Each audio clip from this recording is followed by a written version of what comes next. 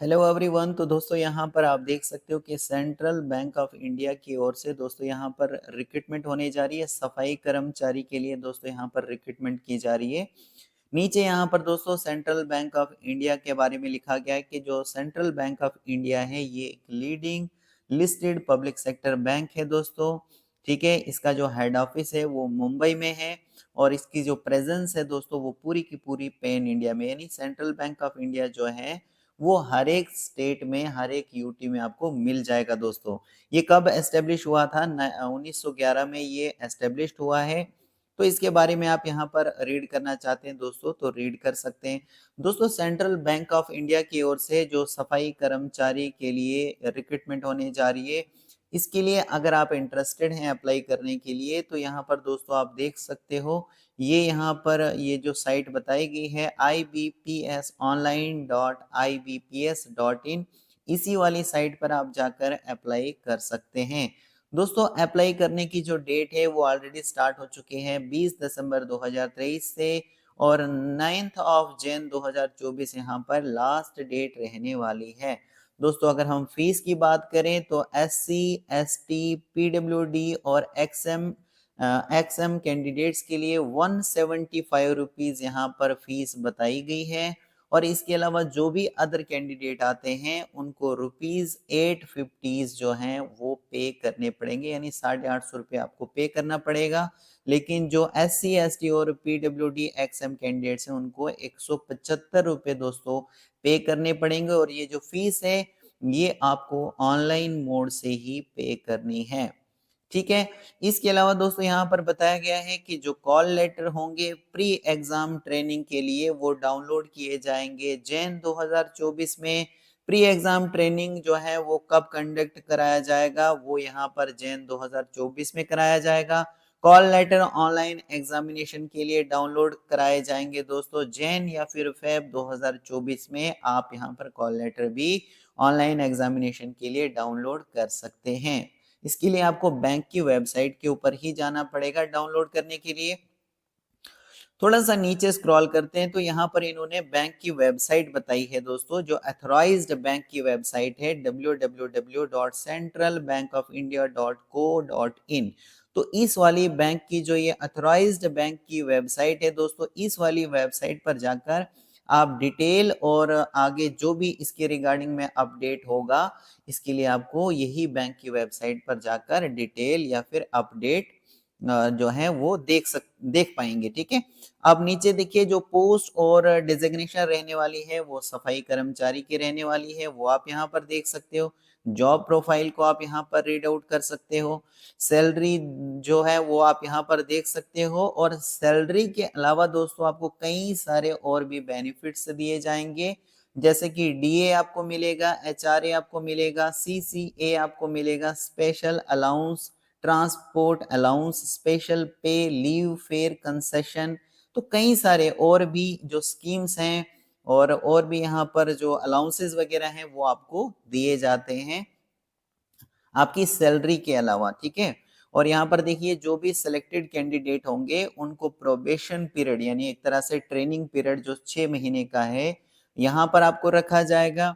और जब आपके 6 महीने पूरे हो जाएंगे दोस्तों, प्रोबेशन पीरियड जब आपका कंप्लीट हो जाएगा और उनको अगर ऐसा लगेगा कि आपकी जो परफॉर्मेंस है वो उनके हिसाब से अच्छी है, तभी जाकर दोस्तों आपको आपको यहाँ पर फर्दर जो है वहां पर पक्का किया जाएगा। अदरवाइज यहाँ पर आप देख सकते हो कि हिज हर कैंडिडेचर में भी कैंसल। ठीक है, अदरवाइज ये आपको फिर यहाँ पर निकाल भी सकते हैं।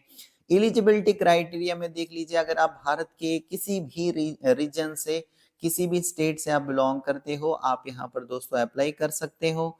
इसके अलावा कुछ और इम्पोर्टेंट देख लेते हैं, जैसे कि अगर हम एज की बात करें तो एज यहाँ पर क्या है, मिनिमम 18 साल होनी चाहिए और ज्यादा से ज्यादा 26 साल। तो अगर 16 साल से 26 साल के बीच में आपकी एज आती है, आप यहाँ पर अप्लाई कर पाएंगे। आपकी जो एज है वो 31/3/2023 तक ये काउंट में लाई जाएगी। इसके अलावा दोस्तों अगर आप किसी कैटेगरी से बिलोंग करते हो, जैसे कि SC और ST से बिलोंग करते हो, तो 5 साल का एज में रिलैक्सेशन मिल जाएगा। OBC से आते हो तो 3 साल का रिलैक्सेशन, और पर्सन विद बेंचमार्क डिसेबिलिटी से अगर आप आते हो तो 10 साल का आपको एज में यहाँ पर रिलैक्सेशन जो है वो देखने को मिल जाएगा। ठीक है, तो वो आप यहाँ पर चेक कर लीजिएगा। थोड़ा सा हम नीचे स्क्रॉल करते हैं, कुछ और इम्पोर्टेंट देखते हैं। एजुकेशन क्वालिफिकेशन की अगर हम बात करें तो दोस्तों ओनली अगर आप मैट्रिक पास हैं यानी 10th पास हैं तो आप यहाँ पर अप्लाई कर पाएंगे। थोड़ा सा नीचे स्क्रॉल करें, स्क्रॉल करने के बाद कुछ और इम्पोर्टेंट देख लेते हैं।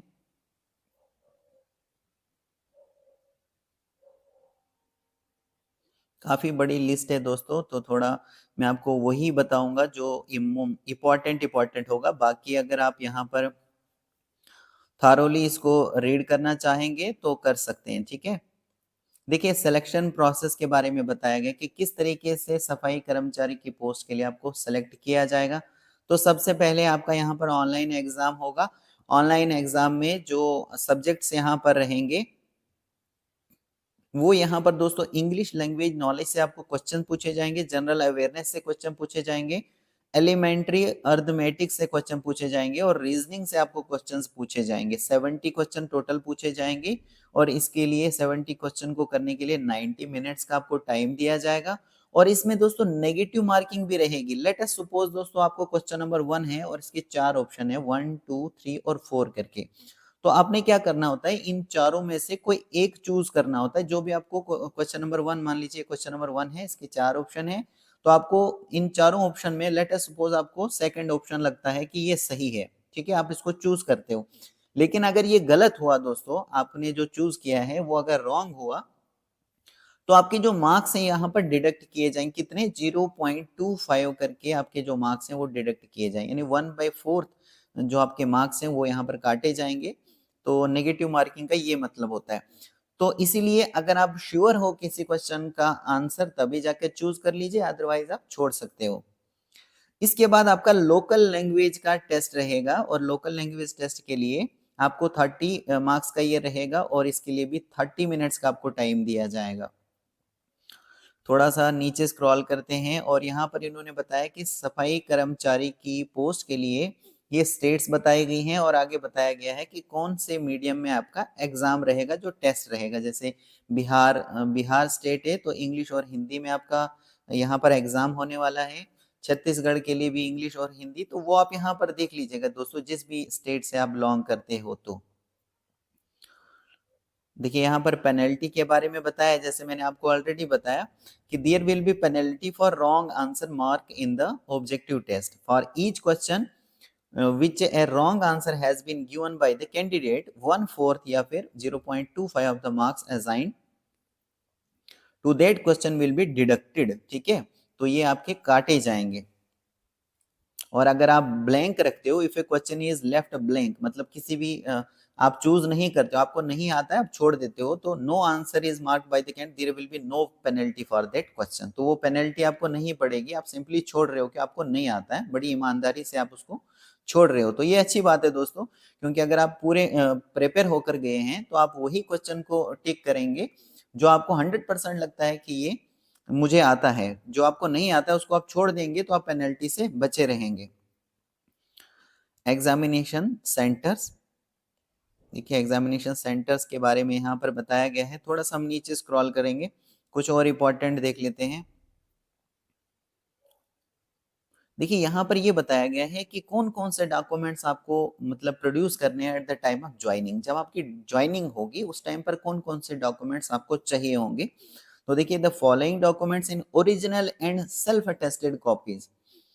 ओरिजिनल भी चाहिए और सेल्फ अटेस्ट करके भी आपको चाहिए। कौन कौन से? एक तो जो आपका ऑनलाइन एप्लीकेशन फॉर्म जो आपने फिलअप किया होगा उसका valid system generated print out आपको अपने साथ में रखना है। इसके अलावा proof of date of birth के लिए 10th की जो मार्कशीट रहती है उसके ऊपर आपकी डेट ऑफ बर्थ लिखी होती है, तो वो आप अपने साथ में रखोगे, ओरिजिनल भी और फोटो कॉपी भी सेल्फ अटेस्ट करके। इसी तरीके से सारे डॉक्यूमेंट, फोटो आइडेंटिटी प्रूफ अपने साथ में रखोगे। मार्कशीट्स जो भी आपकी 10th की और डिप्लोमा वगैरह रहता है वो भी आप अपने साथ में ओरिजिनल रखोगे और फोटो कॉपी सेल्फ अटेस्ट करके भी रखोगे। कास्ट सर्टिफिकेट अगर आपके पास है तो वो आप अपने साथ में रखोगे। इस तरीके से जो भी यहाँ पे डॉक्यूमेंट्स बताए गए हैं और आपके पास हैं तो वो आप अपने साथ ओरिजिनल भी और उनकी फोटो कॉपी सेल्फ अटेस्ट करके रखेंगे। थोड़ा सा नीचे स्क्रॉल करेंगे, कुछ और इम्पोर्टेंट देख लेते हैं।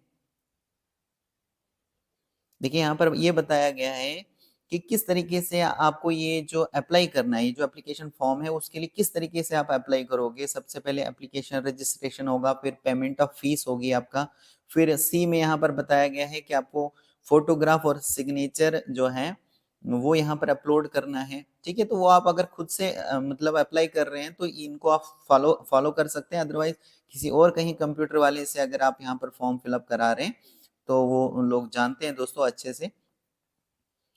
थोड़ा सा नीचे स्क्रॉल करते हैं।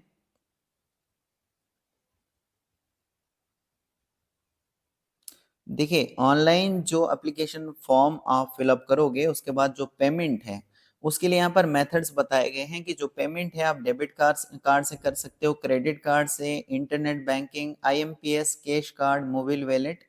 ठीक है, तो ये यहाँ पर कुछ मोड्स बताए गए हैं कि जिनके थ्रू आप यहाँ पर पेमेंट जो फीस है आप उसको कटा सकते हैं। इसके अलावा दोस्तों जो जो यहाँ पर मोबाइल नंबर और जो ईमेल आईडी आप दोगे वो आप करेक्ट यहाँ पर दोगे, क्योंकि फर्दर जो भी इंटीमेशन होगा वो आपके ईमेल आईडी या फिर फोन नंबर के जरिए आपको मिल जाता है, इसलिए वो आप करेक्ट ही डालोगे। ठीक है, थोड़ा सा और नीचे स्क्रॉल करेंगे दोस्तों।